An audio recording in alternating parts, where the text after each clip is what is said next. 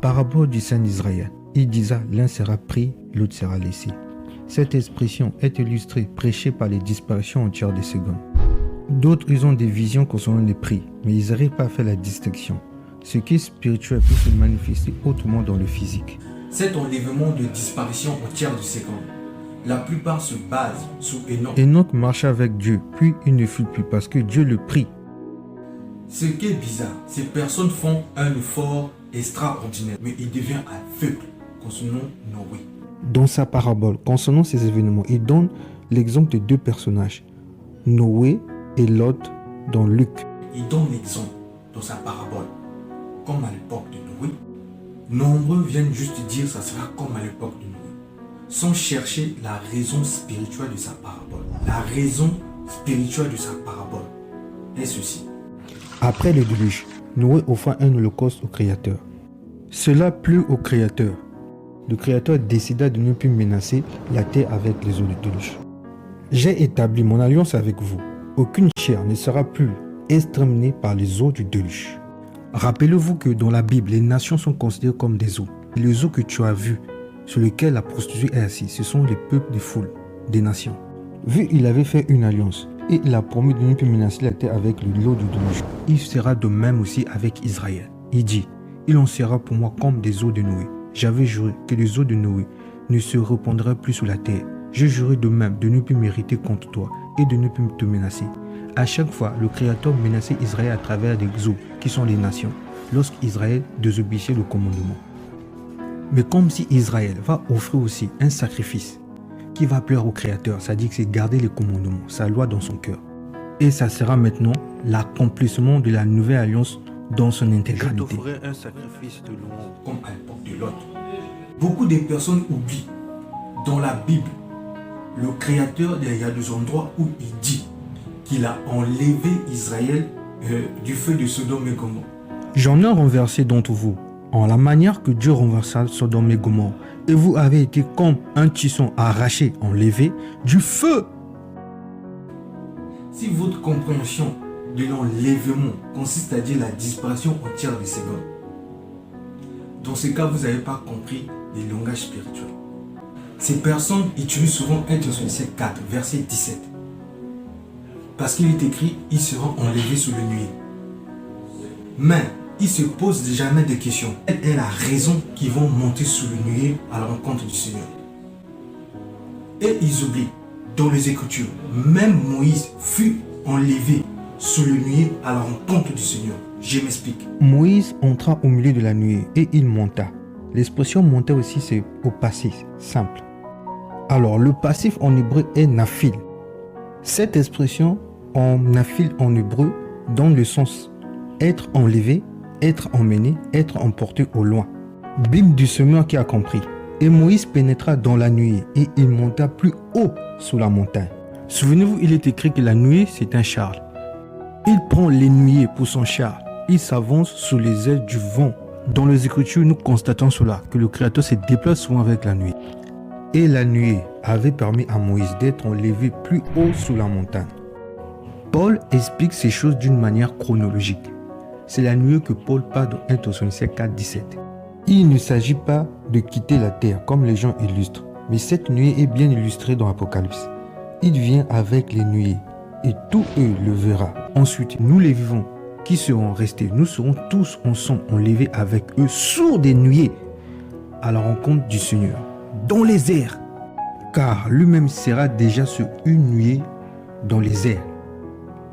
La raison qu'ils vont monter sur des nuées, le Créateur va maintenant faire un signe. Souvenez-vous dans les Écritures, le Créateur, lorsqu'il prononce quelque chose, il va faire un signe. Plusieurs fois dans les Écritures, le Créateur promet délivrer Israël et Juda. Et Jean avait vu la vision. Ils entendiront du ciel une voix qui leur disait « Montez ici !» Et ils monteront au ciel dans la nuit et leurs ennemis les verront. C'est la raison il est écrit dans les psaumes. « Opère un signe à ma faveur, que mes ennemis le voient et soient confus, car tu me secoues et tu me consoles, ô Éternel. » À ce moment-là, il y aura un grand tremblement de terre. Ces tremblements de terre, c'est un signe que le Créateur a délivré Israël et Juda. À cette heure-là, il y a eu un grand tremblement de terre. Et Israël dira, car il me délivre de toute détresse, et mes yeux se réjouissent à la vue de mes ennemis. Dans la suite, le 7e ange sonna de la trompette, et il y eut dans le ciel de fortes voix qui disaient, le royaume du monde est remis à notre Yah et à son Mashiach, et il régnera au ciel. Et le Mashiach, le Saint d'Israël, le Christ parlera avec toute autorité. Yah a détourné tes châtiments, il a éloigné ton ennemi. Le roi d'Israël, l'Éternel, est au milieu de toi. Tu n'as plus de malheur à éprouver. À ce moment-là, le royaume d'Israël est rétabli, comme les apôtres avaient demandé. Lui demanderont, Seigneur, est-ce qu'à ce temps-là, tu rétabliras le royaume d'Israël? C'est la raison, il est écrit, tu diras en ce jour-là, je te loue, ô Éternel, car tu as été irrité contre moi. Ta colère s'est épaisée et tu m'as consolé. Si nous sommes honnêtes, nous voyons bien que ces deux personnages bibliques ne sont jamais disparus. Si l'enlèvement des disparitions en tiers de seconde se base sur Enoch, alors les Écritures nous expliquent. La Bible nous enseigne, dans le livre de Hébreux 11, verset 13, que Enoch ils sont tous morts et ils attendent la résurrection de saints. Mais dans Hébreux 11, verset 5, nous illustre une scène en disant que le Créateur a épargné Enoch qui ne puisse pas voir la mort du déluge. Car l'expression vie ici consiste à dire à percevoir avec ses propres yeux. C'est la raison que Dieu le prie, car c'est le Créateur qui prend l'esprit. Nous pouvons voir même le Mashiach dire cela. Je remets mon esprit entre tes mains. Et en disant ces paroles, il expira. Si vous dites que Enoch et Élie ne sont pas morts, dans ce cas, le verset de Genèse 3, verset 22 est faux. Genèse 3, verset 22 nous apprend, l'homme après avoir mangé la pomme, l'homme va maintenant mourir. Et le Créateur va l'empêcher qu'il puisse toucher l'arbre de vie. Depuis ce jour, l'homme est appelé à naître et à mourir. Ou encore, il ne fallait pas que le Mashiach puisse mourir pour être ressuscité. Le Mashiach d'Israël, il ne pouvait pas s'en passer de ce commandement. L'homme devait mourir. C'est la raison pour laquelle il est mort aussi, pour être ressuscité, pour préparer l'avenir des saints, afin, lorsqu'il y aura le nouveau ciel, la nouvelle terre, les saints ne connaîtront plus la mort. Ou encore vous mettez le psaume 89 à tort. Y a-t-il un homme qui puisse vivre et ne pas voir la mort? Lorsque nous regardons les vidéos de disparition, nous constatons que ces personnes disparaissent à l'aisement. Dans ce cas, donc vous mettez les prophéties en doute. Si les gens disparaissent en tiers de seconde, les Lévis ne passeront pas par le feu. Mais les Écritures disent, mon fils, si tu aspires à servir le Seigneur, prépare ton âme à l'épreuve, tribulation. Fais-toi un cœur droit et sois résolu. Ne te trouble pas au moment de la détresse, tribulation. Les 144 000 vont passer par le feu. Je mettrai ce tiers dans le feu et je le purifierai comme on purifie l'argent. Je prendrai parmi eux des sacrificateurs, des Lévis, d'Ia. Le feu ici, ce sont des codes spirituels. Le feu consiste à dire la tribulation. La même compréhension, nous voyons cela chez Pierre. Ne soyez pas surpris comme d'une chose étrange qui vous arrive, de la fournaise, tribulation, qui est au milieu de vous, pour vous éprouver, tribulation. Donc, ceux qui vont disparaître en tiers de seconde. En quittant la terre, qu'est-ce que la Bible dit concernant ces gens qui vont disparaître? Je l'appuie avec le verset. Et il arrivera dans tout le pays d'Ia que deux parties y seront retranchées et espéreront, mais un tiers y demeurera de rester, Yaoutar. Dans la Bible en français, Yaoutar est souvent traduit par échapper, laisser, sauver. Voici quelques exemples. Pas un n'échappera, Yaoutar. Par ton bras puissant, sauve, Yaoutar. Des femmes à ceux qui restent, Yaoutar, puisque les femmes de Benjamin ont été détruites. Yaoutar, dans le contexte, c'est quelque chose qui est visible, que tu vois à l'œil nu, ce qui reste que tu vois. Tu as deux pains, tu manges un pain, mais l'autre pain que tu n'as pas mangé, tu vois cela, c'est resté. Ce pain-là a été sauvé, car ta bouche n'a pas mangé cela. C'est la raison il est écrit dans le prophète. Mais je laisserai quelques restes, Yaoutar, d'entre vous, qui échappera à l'épée parmi les nations lorsque vous serez dispersés en divers pays. La signification de Yahuta, c'est laisser échapper, sauver. Quand le Mashiach, le Saint d'Israël, donnait la parabole, il faisait allusion avec les écrits en hébreu. Il dit, l'un sera pris, ça c'est la mort, et l'autre laissé, c'est échapper, sauver, rester. Et je le confirme avec ses propres dires. Jusqu'au jour où Noé entra dans l'arche, le déluge, les vins, les fit tous périr. Noé est entré dans l'arche pour s'échapper. C'est illustré dans Genèse 7. Et Noé entra dans l'arche avec ses fils, sa femme et les femmes de ses fils pour échapper. Prenons le cas de Lot. Le jour où Lot sortit de Sodome, une pluie de feu et de soufre tomba du ciel et les fit tous périr.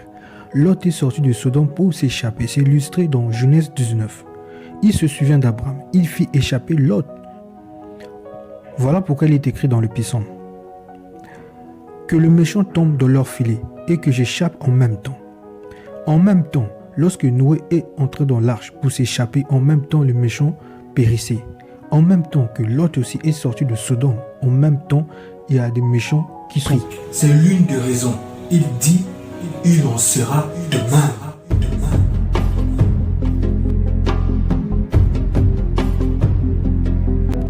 Si l'enlèvement des disparitions en tiers de seconde se base sur un ordre, dans ce cas, toutes ces personnes qui vont disparaître en tiers de seconde, ce sont les gens qui vont mourir. Le dispensationalisme est la base de cette doctrine de disparition en tiers de seconde. Conclusion que l'Église sera enlevée de la terre avant le début de la tribulation. Mais les Écritures nous montrent que les enfants d'Israël ont passé la période de la tribulation. Mais ils étaient marqués du sceau pour être protégés de cet événement. C'est la doctrine des hommes. Selon les prophéties, à quel moment il y aura les pris, à quel moment il y aura les laissés.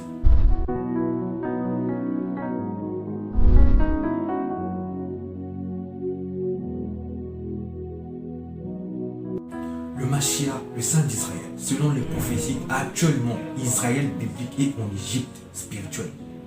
De la même manière qu'il avait fait sortir les enfants d'Israël d'Égypte, de la même manière, il revient encore de leur faire sortir de l'Égypte en captivité. Et c'est au désert qu'il y aura les pris, il y aura les laissés. À ce moment, ça sera les brebis gras et les brebis minces.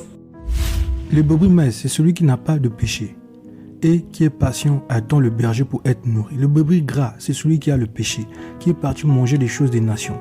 Et sa graisse sera préparée pour un grand sacrifice, car le Créateur vient pour un sacrifice.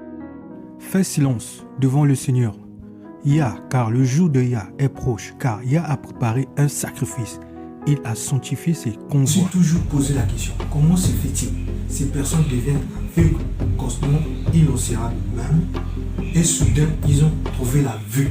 Et ils commencent à parler, l'un sera pris, l'autre sera laissé, de la disparition entière du Seigneur. Il n'y a rien de nouveau sur le soleil.